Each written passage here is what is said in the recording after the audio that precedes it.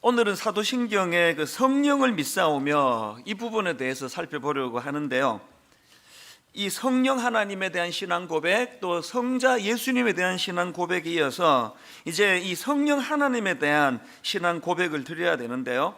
이 오늘 살펴보게 될 이 성령을 믿사오며라는 이 신앙 고백 속에는 실질적인 우리 삶 속에서 우리를 거룩의 길로 또 성화의 길로 인도해 주시는 분이심을 저는 믿습니다. 이런 고백이 담겨 있는 게 성령을 믿사오며 이 고백의 의미입니다.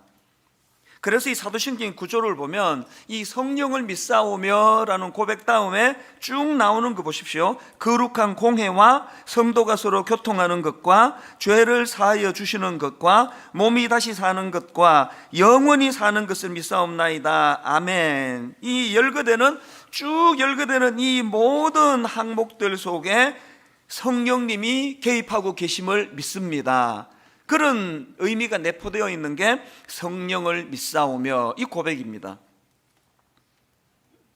그렇기 때문에 우리는 요한복음 14장 16절 내가 아버지께 구하겠으니 그가 또 다른 보혜사를 너희에게 주사 영원토록 너희와 함께 있게 하리니, 이 보혜사는 곁에 함께 있으면서 도와주시는 분, 이런 뜻의 의미를 가졌다고 말씀드리지 않았습니까? 성령님은 우리 곁에서 우리의 보호자가 되어주셔 우리와 함께 하시는 분이다. 그래서 우리는 일상생활 속에서 늘 성령님을 인식하고 그분의 존재를 인정하고 늘 그분과 동행하는 이 기쁨을 자꾸 표현해 드려야 된다는 사실입니다. 제가 이런저런 자료를 뒤지다가 아주 흥미로운 글 하나를 발견했는데요.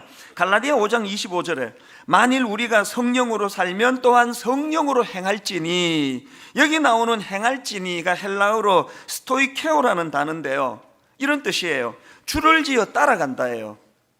이게 행한다는 게 내가 뭘 어떤 doing 이게 아닙니다. 줄을 지어 따라간다는 뜻인데요. 흥미로운 건 이 스토이케오라는 이 단어는 군인들이 행진하는 모습을 나타낼 때 사용되는 단어라는 겁니다. 뭘 의미하는지 짐작이 가지 않습니까? 가끔 그 TV 프로 중에 그 동물농장 이런 프로를 보다가 보면은 이 도심에 나타난 오리의 행렬, 그거 보면은 군인들이 그 앞에 서가는 그 군인을 보면서 아주 질서정연하게 그 행진하는 것처럼 그 새끼 오리들이 그 어미 오리를 보면서 뭐 어떨 때는 막 마치 저 어미 오리 놓치면 막 인생 끝장나는 것처럼 딱 그 어미 오리만 보고 따라가면서 행렬을 이루어 가지 않습니까? 이게 스토이케오라는 단어의 의미예요. 우리가 그 성령으로 행할지니라는 게 내가 뭘 하는 게 아닙니다. 사실 그러고 보면요, 저나 여러분 모두 참 우리 이 죄성을 가진 인생은요, 그 쓸데없는 고생을, 안 해도 되는 고생을 참 많이 자처해서 하는 게 참 우리의 그 미련합니다. 그런 생각을 제가 하게 됩니다. 제가 우리 집에 애를 낳고 이제 키우다 보니까 얘들이요, 이제 자아가 생기잖아요. 그래서 이제 엄마, 아빠 이 말을 배우고 조금 지나면 배우는 게 내가예요. 이 자아가 생기면 내가예요. 뭐든지 내가예요. 우리 그 세 아이 중에 한 아이는 유난히 고집이 있어서 누군지는 안 밝힙니다. 혼삭기를 위해서. 유난히 고집이 센 애가 있는데, 얘는 어릴 때부터 어떤 식이냐면 자기 엄마가 이제 외출하면서 신발을 신겨주면요, 내가 그러다가 신발을 신겨주던 자리로 가서 다시 벗고 그리고 지가 다시 신어요. 이게 인간이에요. 오늘 우리가 그 참 안 해도 되는 쓸데없는 고생을 많이 하는 거 아닙니까? 그 새끼 오리, 아기 오리가 자기가 뭐 목적지 때문에 막 고뇌하고 갈등하고 이럴 필요 없는 거 아닙니까? 그냥 엄마만 보고 따라가면 되는데요. 이게 성령으로 행할지니예요. 제가 이번 이 설교를 준비하다가 너무나 은혜를, 감동을 받은 순간이 참 많은 이번 주간에요. 저는 29살 때 이제 성령의 강력한 인도하심이 있어가지고 내 인생에 결정적인 궤도 수정이 일어났습니다. 그래서 제가 여기 서게 된 거 아닙니까? 그때 저는 대학을 졸업하고 이제 돈을 엄청 벌어서 40살에 한국에 가서 이제 고아원도 차리고 양동도 차려야 되기 때문에 돈을 막 열심히 벌고 있었는데 갑자기 성령님이 저에게 궤도 수정을 원하셨습니다. 네 여기서 뭐 하냐고. 한국으로 돌아가 청소년 중등부 고등부 애들을 돌보라고 강력한 메시지를 주셔가지고 제가 그때 뭐 갓 비즈니스 시작해가지고 수순할 때인데요, 그 말씀에 제가 순종히 성경을 일독하면서 이게 정말 성령님 인도하심인가를 제가 분별하면서 그렇게 확인을 하고는 이제 한국으로 돌아가기로 결심을 하고, 그리고 이제 한국의 신학교에다가 편지를 써서 제가 여차저차한 사람인데 그래서 이제 입학 허가서도 받고, 그러고는 이제 비행기표를 끊어놓고 나니까요 막 두려움이 물밀듯 밀려오는 거예요. 막내가 이제 가족 다 떠나가지고 혼자 한국으로 가서 이제 이건 저는 이제 여기민을 생각했으니까 혼자 살게 된다는 것도 어떤 일이 펼쳐질지 몰라 두려웠고요. 그리고 결정적으로 내가 나를 너무 잘 아는데 내 목사 자격이 없는데 한 5년 하고 제자리로 돌아와라 그러면 하겠는데 내 평생 이제 내가 이제 되돌이킬 수 없는 목회자의 길을 간다는 게 너무 두려웠습니다. 사람이요 계속 그렇게 두려움이 오니까 그게 병으로 오더라고요. 그래서 이제 막 고열에다가 이제 막 몸살 기운으로 막 부들부들 떨면서 그렇게 추워가지고 이불을 덮고 옷을 입어도 그 추위가 안 없어질 정도로 그렇게 떨고 있는데 저희 어머니는 기도하시는 분 아닙니까? 딱 하시더라고요. 너 한국 가는 게 그렇게 두렵니? 목사 되는 게 그렇게 두렵니? 깜짝 놀라가지고 그 속을 들킨 것처럼 그런 거 아닙니다라고 했지만 그런 거 맞는 거예요. 그 두려워서 그런 거거든요. 그렇게 부들부들 떨면서 시작한 한국으로 돌아온 목회길인데요, 게다가 또 저희 아버님은 그 고신교단, 그래서 저는 당연히 아버지 후배가 됐어야 되는 거 아닙니까? 고신대학 신학대학원으로 가야 되는데 내가 이 주소를 잘못 알고 총신으로 가가지고 남의 교단에 와서 얼마나 외로웠는지 모릅니다. 그랬는데 제가 이 설교를 준비하다가 막 너무 마음이 뜨거운 거예요. 이제 여러분 한 달이 지나면 30주년이 됩니다. 딱 한 달 지나면 제가 한국에 그렇게 돌아온 지 30주년이 되는데 세상에 저의 지난 30년을 되돌아보면 딱 이거예요. 새끼 오리가 어미 오리 뒷모습만 보고 따라간 길이에요. 그래서 뭐 제가 뭐 엄청나게 뭐 대단한 인생은 아니지만 저에게 강력한 특징은요, 지금까지 내 인생에 시행착오라는 게 없었습니다. 그 남의 교단에 와가지고 뭐 외롭고 힘들고 이거 어떻게 되나 했지만 오카노 목사님을 만날 수 있는 것도 너무나 기적이었고요. 그 하나님의 섭리 인도하시면 아니면 그 불가능했고, 그리고 오늘 분당 우리 교회를 개척하고 우리 교회가 지난 17년 동안에 단 한 번의 혼란도 없었거든요. 어떻게 가능한다고요? 그게 바로 성령으로 행할지니 제가 한 게 아니고 그저 새끼 오리가 된 거예요. 그 어미 오리만 보고 가니까 이렇게 되던데요. 오늘 여러분 우리가 성령 충만하다는 거는 그 아기들의 그 철딱선이 없는 내가를 버리는 거예요. 내가 지금 뭐 한 3살 먹은 애는 어떨 땐 그 귀엽기라도 하는데 그 막 환감 넘으시고 이런데 내가 그 별로 안 귀엽거든요. 하나님 앞에서 우리가 성령으로 행할지니, 이런 점에서 저는 요즘에 자꾸 제 스스로 되뇌이는 게 하나 있는데, 예수의 영이 허락하지 아니하시는지라, 예수의 영이 허락하지 아니하시는지라, 이거를 이 성경에 나오는 그 표현 한 구절인데요, 요즘에 제가 계속 이걸 되뇌이고 있습니다. 이게 어디 나오는 말씀인가 하면은 사도행전 16장 6절 7절입니다. 성령이 아시아에서 말씀을 전하지 못하게 하시거늘 그들이 부르기아와 갈라디아 땅으로 다녀가 무시아 앞에 이르러 비두니아로 가고자 애쓰되 예수의 영이 허락하지 아니하시는지라. 여기 나온 표현이에요. 예수의 영이 허락하지 아니하시는지라. 이 말씀이 어떤 배경을 갖고 있는가 하면은 지금 사도 바울은 2차 전도 여행으로 아시아로 가기로 지금 마음에 소원이 있는 거예요. 아시아로 가고 싶은 거예요. 근데 성령님이 막으시는 거예요. 그래서 계획을 바꿔가지고 비두니아 지역으로 가려고 하는데 성령님이 또 막으세요. 그 과정에서 나온 표현이 예수의 영이 허락하지 아니하시는, 성령이 허락을 안 했다는 말씀 아닙니까? 여러분, 제가 요즘 왜 예수의 영이 허락하지 아니하시는지라, 예수의 영이 허락하지 아니하시는 왜 되뇌는지 아십니까? 이 표현 속에 사도 바울의 위대한 두 가지 점이 발견이 돼 그걸 담고 싶어서 그런 거예요. 여기서 발견되는 사도 바울의 위대한 점이 뭡니까? 성령의 인도하심에 너무나 민감했던 사도 바울의 모습을 보이는 거 아닙니까? 다 경험해 봐서 알지만요, 아시아로 가고 싶으면 딴소리 안 들려요. 누가 뭐 유럽 그러면 그 소리 하지 마라 그러고 하나님 뜻이라 그러고 나 아시아로 갈 거라고. 그게 인간 아닙니까? 그 기도해 본다는 게 사실 좀 위험해요. 근데 겪어봐서 아는데요, 저는 이민자 출신 아닙니까? 근데 이민교회에 대한 빚이 늘 있습니다. 그래서 한 10여 년 전에 이거 이민교회로 나 돌아가야 되겠다 잠깐 결심한 적이 있습니다. 나 이제 이민교회로 가야 되겠다 하고 그렇게 생각하고 기도하면요, 모든 게 다 그렇게 꽤 맞춰져요. 이건 뭐 이민교회로 가는 게 이게 확실한 하나님의 뜻이라면 그런 생각이 물밀듯 밀려온 적이 있었는데요, 그게 허상이에요. 허상. 지가 가고 싶으니까 모든 게 다 끼워 맞춰지는 거예요. 그래서 안 갔잖아요. 그래서 지금 와서 내 가슴을 쓸어내립니다. 큰일 날 뻔한 거죠. 사도 바울의 위대함이 뭡니까? 자기 이제 아시아로 가고 싶단 말이에요. 그런데 얼마나 성령님의 메시지에, 성령님의 뜻에 민감했던지 그 말씀이 들려지는 게 바로 예수의 영이 허락하지 아니하시는지라. 그래서 제가 이 말씀을 준비하면서 우리 부교역자들에게 제가 막 구호를 외치기도 하고 하는 그 구호를 내가 여러분과 또 나눠야 되겠다 생각했는데, 제 마음에서 종종 되뇌이는 게 이거 아닙니까? 민감할 때 민감하고 둔감할 때 둔감하자. 제가 목회해 보니까요, 별로 좀 둔감해도 되는데 민감해서 생기는 게 다 그 에너지 낭비예요.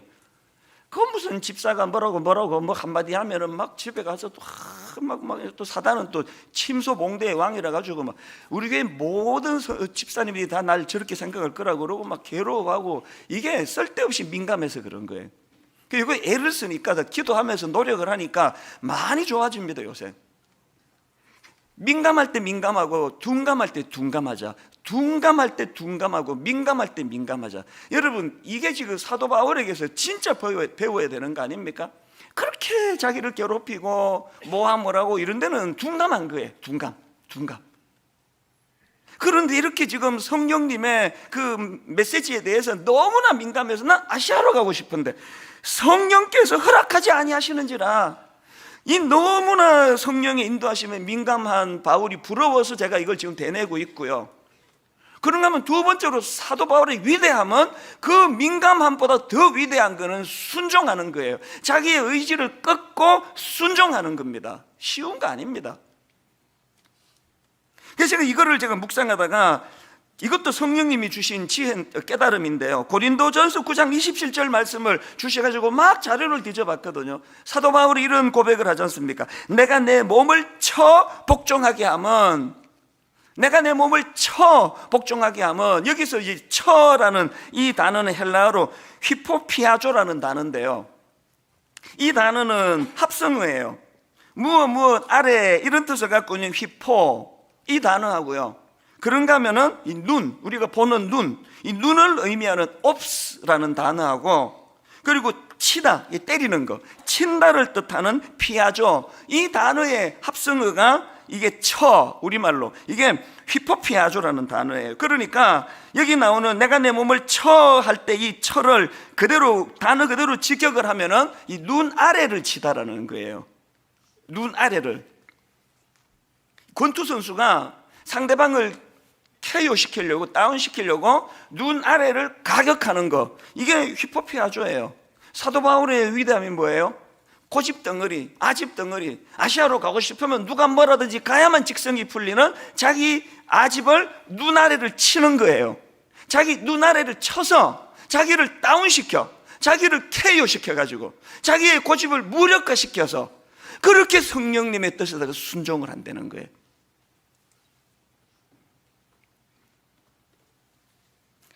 여러분, 성령 충만은요, 내 눈 아래를 쳐서 이 고집불통, 이 고집덩어리, 나를 굴복시키는 게 그게 성령 충만입니다. 오늘 교회 안에서 상대방 눈 아래를 치는 사람이 너무 많아요. 허구한 날 누구를 비판하고 누구를 지적하고 당신 털려먹었다 그러고, 그런 사람이 성령 충만해지면 자기 눈 아래를 치는 거예요. 그렇게 해서 아시아로 가려고 했던 사도 바울이 성령님의 뜻에 의하여 유럽으로 발걸음을 옮기는 그리고는 유럽으로 딱 옮기자, 유럽 사역을 하자마자 제일 먼저 한 게 감옥 가는 거예요. 성령 충만은요, 그분을 신뢰하는 거거든요. 복음 전하다 감옥에 들어가는데 바울은 감옥에서 얼마나 주님을 크게 찬양을 합니까? 그럼 이런 질문이 가능하겠죠. 아니 왜 그렇게까지 성령의 인도하시면 복종해야 되느냐고, 막 자기 눈아래를 막 쳐가면서 그렇게 왜 성령에게 복종해야 되느냐고, 왜 그래야 된다고요? 대답 간단합니다. 잘 들어보세요. 왜 그래야 되느냐고요? 항상 성령님이 오르시기 때문이에요. 내 생각과 성령님의 생각이 다를 때 항상 그분이 오르세요. 제가 오늘 아침에 이제 이 설교를 다 마무리하고 방송실에 이 요약 이걸 이제 자막으로 띄우고 다 보내고, 그리고 이제 샤워하러 딱 갔는데요, 성령님이 인도하시면 뭐 변기 뚜껑 위에서도 일어나시고 샤워장도 일어나시고요, 딱 샤워 물을 딱 트는데 성령님께서 오래 잊고 있던 한 장면을 확 떠올려 주시는 거예요. 너무너무 가슴이 벅차가지고 오늘은 막 씻는 후 만 운동하고 나와가지고 컴퓨터 앞에 앉아가지고 이 이야기를 제가 이제 해드리려고 하거든요. 그게 뭐냐 하면, 여러분 분당 우리 교회가 개척하고 한 5, 6년쯤 지났을 땐가 막 사람들이 몰려오기 시작하는 그 시점에 어떤 일이 있었는지 아십니까? 서울의 어느 교회 장로님 세 분이 찾아오셨어요. 그때 요 뒤에 여기 목양실에 있을 때인데 막 사람들이 몰려들 때인데 그 장로님 오셔가지고 하시는 말씀이, 분당 우리 교회는 학교를 빌려 쓰는데 언젠가 건축해야 되지 않습니까? 그러면서 그 서울의 그 교회가 분당으로 이사를 가려고, 그래서 이제 오래전부터 건축을 준비해 왔다는 겁니다. 그리고는 이제 다 지었어요. 거의 이제 인테리어 마무리만 하면 되는 시점인데 무슨 사정이 있는지 몰라도 교회가 못 가게 된 거예요, 분당으로. 그래서 이제 그분들이 참 귀한 분들입니다. 이런 말씀을 하시는 겁니다. 목사님, 교회 건물 갖고 뭐 장사를 해서 되겠습니까? 우리가 들어간 돈만 주시면 됩니다. 그러면서 서류를 2만 구 갖고 오셨어요. 이게 좀 무슨 뜻인지 몰랐는데요, 나중에 이게 파격적인 제안입니다. 예를 들어 가지고 이제 이건 예를 든 겁니다. 이분들이 분당으로 교회를 옮기려고 뭐 율동공원 앞에 그 평당 한 200만 원 할 때, 예를 든 겁니다, 한 200만 원 할 때 땅을 샀는데 지금 거기가 이제 평당 예를 들어 2천만 원이 됐다. 그 200만 원만 받겠다는 거예요. 우리가 들어간 돈만 주시면 됩니다. 그리고는 뭐 다 아시지만 그 건축하는 과정에서 갈등도 많고 뭐 상처도 많이 받는데 이건 다 지어 갖고 하는 거니까 이건 뭐 완전 이건 뭐 막 가슴이 막 너무 뜨거운 거예요. 그래서 제가 이런데 좀 밝은 어떤 장로님한테 제가 자문을 구했고, 이런 제안이 있는데 어떻게 생각하십니까? 그분 하시는 말씀이 무조건 사놓고 생각하라는 거예요. 지금 당장 샀다가 바로 되팔아도 이게 막 어마어마한 차익금이 생기는 거니까 무조건 사놓고 생각하라, 그럴 정도예요. 당회에 이걸 내놨더니 뭐 모두가 다 당연히 다 대찬성이죠. 그래서 너무 가슴 벅찬데 오늘 본문으로 말하면은 예수의 영이 허락하지 않는 거예요. 이게 죽겠는 거예요, 이게. 왜 이게 하면 안 되느냐 하면, 지금 분당 우리 교회는 제자훈련, 사역훈련, 제자훈련 철학을 갖고 있고 2년의 긴 시간을 그렇게 훈련을 거친 지도자들이 순장이 되고 다락방을 인도하고, 이게 세포로 교회를 전체를 움직이게 하는 이 목회 철학이, 지금 안 그래도 사람 이 정도로 막 몰려오는 게 굉장히 위험한 상황인데, 이게 2,000석짜리 공간이라 그러거든요, 본당이. 우리 본당이 이거 1,000석입니다, 1,000석. 이거 2배짜리 해가지고 막 사람들이 몰려오고 그러면 이거는 뭐 목회 철학이 뭐 하나도 없어지고 그냥 아무 그 색깔이 없는 그냥 덩치만 큰 교회가 될 위험이 있다는 걸 깨닫게 된 겁니다.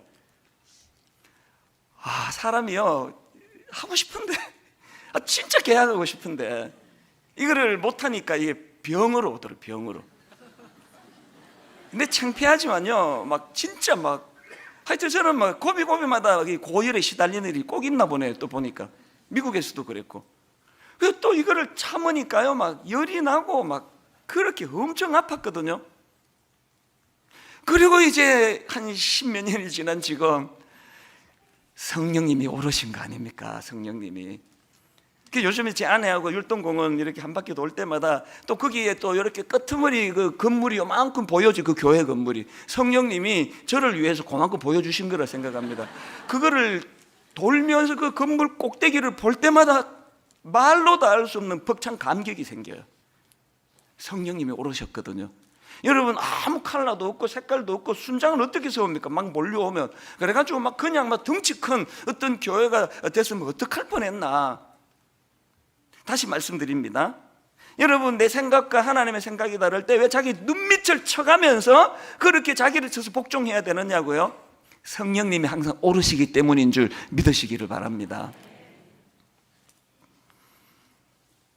이런 점에서 우리는요, 누가복음 2장에 나오는 시므온에게 배워야 합니다. 시므온은 무명의 인물 아닙니까? 여긴 말고는, 누가복음 2장 말고는 어디도 안 나오는 아주 그 세상적으로도 그렇게 볼품 있어 보이지 않습니다. 그런데 예수님 이 땅에 오시는 그 중요한 과정에 막 유력한 사람 이름 없는데 시므온 이름이 여기 나오는데 이유가 뭐냐? 누가복음 2장 25절을 보십시오. 예수께서 시므온에게 시므온이라 하는 사람이 있으니 이 사람은 의롭고 경건한 이스라엘의 위로를 기다리는 자라. 그 다음 보세요. 성령이 그 위에 계시더라.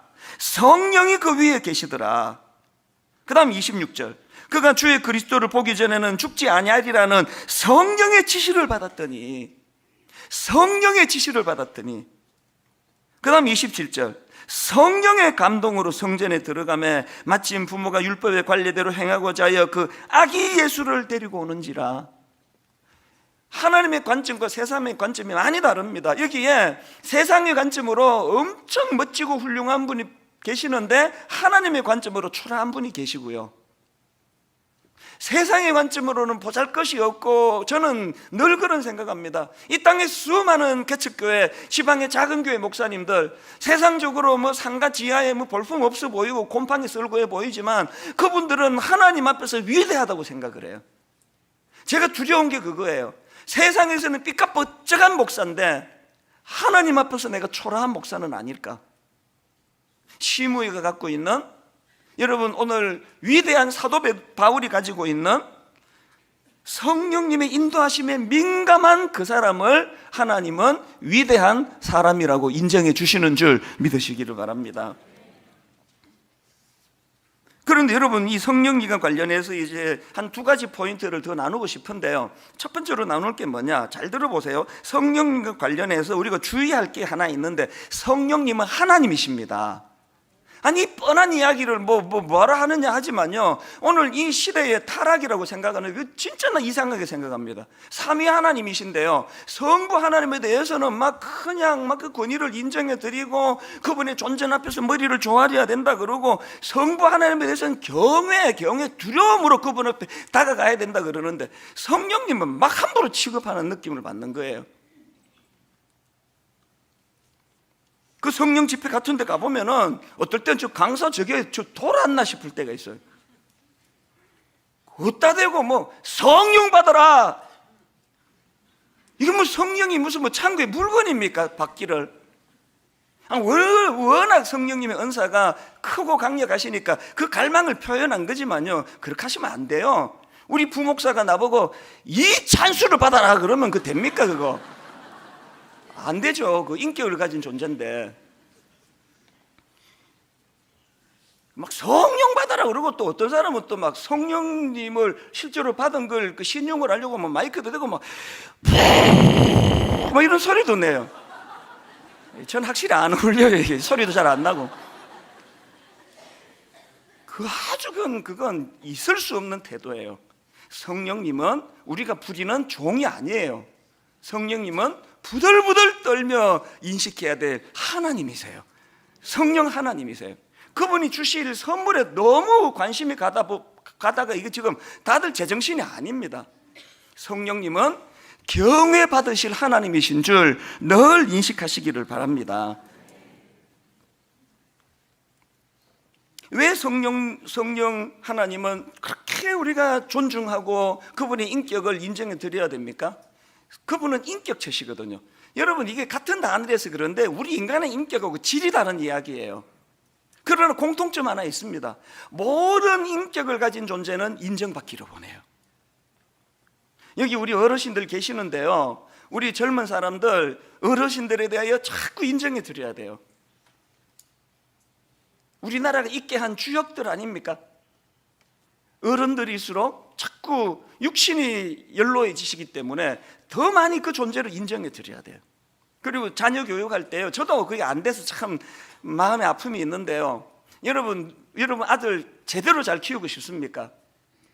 한 번 지적할 거 있을 때 10번 인정해 줘야 돼요. 그 존재를 인정해 줘야 돼요. 인기를 가진 존재는 지적한다고 고쳐지지 않아요. 인정받으면 고쳐집니다. 여기 어떤 부인이 맨날 당신은 월급을 왜 이것밖에 안 가져오느냐고, 당신 때문에 내가 죽겠다고 하시는 분은 자기 무덤을 파는 거예요. 여러분, 남편 진짜 월급 많이 받아오기 원하세요? 그 인기 그 인정해 주시면 돼요. 세상에 이런 남편이 어디 있냐고 막 계속 인정해 주시면 돼요. 하물며 여러분, 우리 성령님에게 뭐 받아라 뭐 샤 그런 거 안 해도요, 성령님을 인정해드리고 그분의 존재를 존귀히 여기고, 여러분 지금 우리가 몰라서 그렇게 했다면 오늘부터 하셔야 돼요. 그 아주 사람이 무시당할 때 이 그림자 취급한다는 말을 하잖아요. 난 우리 집에서 그림자다, 난 굉장히 무시당한다는 말 아닙니까? 여러분 지금까지 여러분 안에 계시는 성령님을 그림자 취급한 거 다 회개의 역사가 일어나야 돼요. 무시하면 안 됩니다. 그 성령님을 늘 존귀히 여겨야 돼요. 성령님이 아니면 나 같은 게 어떻게 십자가의 그 어려운 도리를 이렇게 깨닫고 믿게 됐겠습니까? 성령님 너무너무 감사합니다. 세상에 나 같은 촌놈이 성령님의 역사 아니고는 내가 어떻게 분당 우리 단임 목사로 지금까지 내가 봉직할 수 있겠습니까? 전적으로 성령님 하신 일입니다. 그분을 계속 인정해 드려 보세요. 그런가 하면 또 한 가지, 성령님은요, 우리를 위해 가지고 뭐 이런 거 저런 거 많이 해가지고 막 성령님을 오해하시는데요, 꼭 기억하십시오. 큰 줄거리로 말하면 성령님은 그리스도를 도우시는 분이에요. 그 격가지로 우리가 도움을 받는 겁니다. 앞에서 우리가 사도행전 16장 7절에서 성령님을 예수의 영이라고 하는 걸 우리가 아까 봤지 않습니까? 또 로마서 8장 9절에 보면은 그리스도의 영이라는 표현을 씁니다. 오늘 본문 요한복음 16장 13절 14절도 보십시오. 그러나 진리의 성령이 오시면 그가 너희를 모든 진리 가운데로 인도하시리니 그가 스스로 말하지 않고 오직 들은 것을 말하며 장래의 일을 너희에게 알리시리라. 그가 내 영광을 나타내리니. 여기에 여러분, 장래의 일을 너희에게 알리시리, 이것도 뭘 예언의 은사를 주신다고 이거 오해하는 분이 있으면 성경 진짜 모르는 분이에요. 성경은요 맥락으로 읽어야 돼요. 맥락으로. 여기 나와 있는 장래의 일을 너희에게 알리시리라, 이게 무슨 뜻인가 하면은요, 이 성경의 맥락이 지금 어떤 상황이냐, 예수님께서 지금 제자들에게 말씀을 들려주시는 그 상황이 언제 일어난 일이냐, 지금 십자가 지시기 직전에 일어난 일이에요. 지금 예수님께서 잡히시기 전날 밤에 제자들에게 지금 말씀을 주고 계시거든요. 그러니까 지금 모든 제자들이 이게 어떻게 되는 거야? 그렇게 긴장하고 있을 때 성령께서 장래의 일을 너희에게 알리시리라, 이 말씀은요, 장차 있게 될 십자가와 부활의 의미를 성령께서 가르쳐 주실 것이다, 이 뜻이거든요. 여러분, 그렇게 혼미하던 제자들이 사도행전 2장에서 성령을, 강력한 성령의 역사를 경험하고는 혼미함이 없는 십자가의 도를 정확하게 꿰뚫는 그런 제자들이 됐지 않습니까? 성령님은 그리스도를 위한 영이세요. 성령님은 당신을 드러내기 위한 분이 아니라 그리스도를 드러내기 위한 분이에요. 그래서 여러분, 요한복음 15장 26절에 내가 아버지께로부터 너희에게 보낼 보혜사 곧 아버지께로부터 나오시는 진리의 성령이 오실 때에 어떻게 하십니까? 그가 나를, 예수 그리스도를 증언하실 것이요.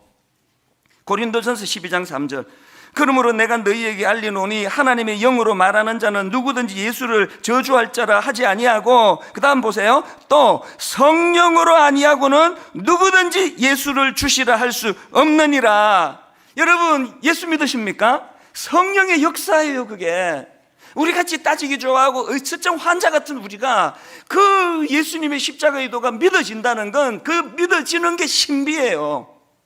이게 성령의 역사예요. 그렇기 때문에 여러분, 그 성경을 읽으실 때요, 그냥 읽으시면 안 되거든요. 사실 이게 성경을 읽으실 때 이 성경은 영감으로 기록되어 있기 때문에, 성령의 영감으로 기록됐기 때문에 성령의 영감으로 읽으셔야 돼요. 그래서 여러분이 성경을 읽으시기 전에 꼭 여러분 하나님 앞에 이 기도를 드려야 돼요. 아버지, 저는 무지합니다. 읽어도 뭔 뜻인지도 모르고 안 읽어도 모릅니다. 오늘 내가 성경을 읽으려고 하는데 성령님 지혜를 주시옵소서. 리그 오렌 목사님이 쓴 책인데요, 개인 성경 연구 길라잡이에 보면 이런 내용이 있습니다. 성경을 연구하기 전에 시편 119편 18절을 암송하라. 내 눈을 열어서 주의 법에 기이한 것을 보게 하소서.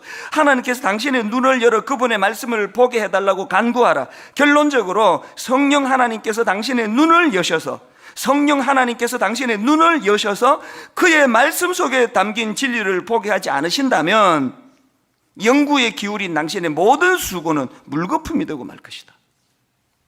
우리가 12월 이제 성탄절을 기다리면서 마태, 마가, 누가, 요한 이 예수님의 행적을 계속 읽으시는 건 너무너무 의미가 있는 일이에요. 그리고 오늘 너무 우리 팀에서 요한복음 필사 노트를 너무 멋지게 만들었습니다. 그래서 이제 이 노트에다가 이제 이번 12월 한 달 동안에 차분히 요한복음을 예수님을 묵상하시면서 써내려가는 게 이게 성탄절을 기다리는 가장 좋은, 저는 하나님의 선물이라고 생각해요. 여러분 대단한 게요, 이거를 지금 만들어 놨더니 아까 1부 때 막 어떤 분이 막 5부, 6부 이렇게 해가지고 이제 2부만, 이제 1인당 2부밖에는 판매를 안 한다 하는데도 2부 때 다 동나버렸습니다. 믿음의 분량이 작아가지고 이거 다 안 팔릴 텐데 그러면서 엄청 많이 했는데 이게 이 분량 2배만큼을 또 다음 주에 또 제작을 하게 됐네요. 너무 감사해요. 왜 한 사람이 막 2개, 3개 사가실까요? 여러분 요한복음을 필사하는데요, 한 달 내내 쓰다가 되면은 2번 쓰시고 3번 쓰시고, 이러면 또 제 아내가 또 열받는데, 지난번에 제가 3주 전에 그 마태, 마가, 누가, 요한복음을 100번을 읽으라 그랬더니 막 집에 가자마자 엄청 깨졌습니다. 그 100번을 어떻게 읽느냐고, 한 달 만에 100번을 어떻게 읽느냐고 그랬는데 속으로 사탄아 물러가라네 그랬는데 제 아내가 사탄이라는 게 아니라 왜 못 읽습니까? 왜? 필사가 왜 좋은지 아세요? 성경은 막 읽어 가버리는데요, 천천히 쓰게 되잖아요. 쓰면서 성령의 인도하심을 계속 묵상하게 되는 겁니다.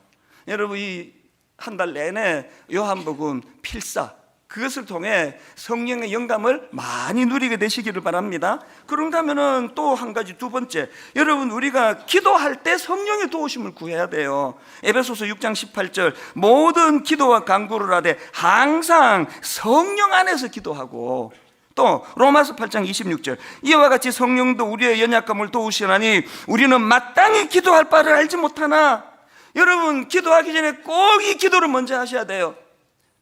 성령님, 저는 너무나 무지한 사람입니다.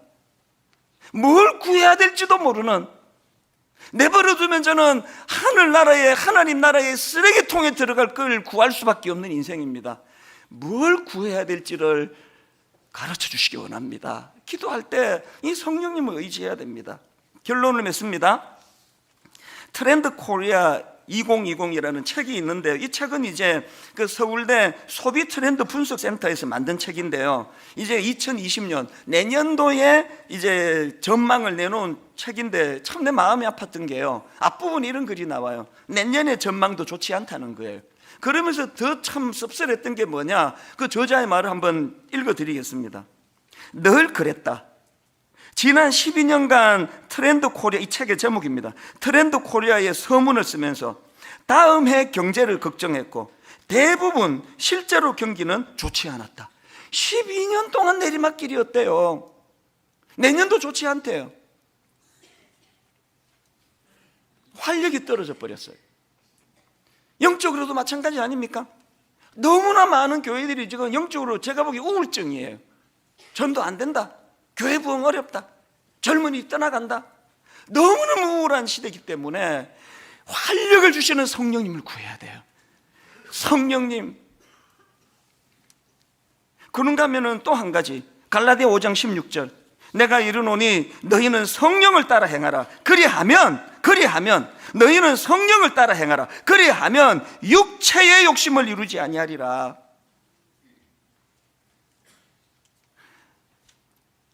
왜 육체의 욕심으로 살면 안 됩니까? 오류가 많으니까. 옳다고 갔는데 그게 아니면 어떡합니까? 그래서 육체의 욕심을 버려야 되는데 너희는 성령을 따라 행하라. 그리하면 육체의 욕심을 이루지 아니하리라. 오늘 여러분 이 말씀을 인터넷으로 다시 한번 들으셔야 돼요. 그리고 내가 너무 무지했다. 내가 성령님을 그림자 취급을 했구나. 내 안에 계시는 성령님은 내 실제 삶 속에서 나를 인도하시는 분이구나. 성령님은 나에게 어미 오리와 같은 분이시다. 나는 새끼 오리, 아기 오리다. 그 성령님만 보고 난 따라가기 원한다. 이런 내용들을 가지고 오늘 우리 이 찬양, 저는 이 찬양 가사가 너무나 많은 의미를 담고 있다고 생각합니다. 살아계신 성령님 날 붙드소서, 살아계신 성령님 날 살피소서, 채우소서. 이 컵에 이 공기 빼려고 막 애쓰지 않아도 돼요. 물 부으면 공기 다 나갑니다. 너무나 어둠의 영, 근심의 영, 걱정의 영, 울분과 분노, 그거 없애려고 애쓰지 말고 성령의 물을 부으시고 성령 충만. 성령님 사모합니다.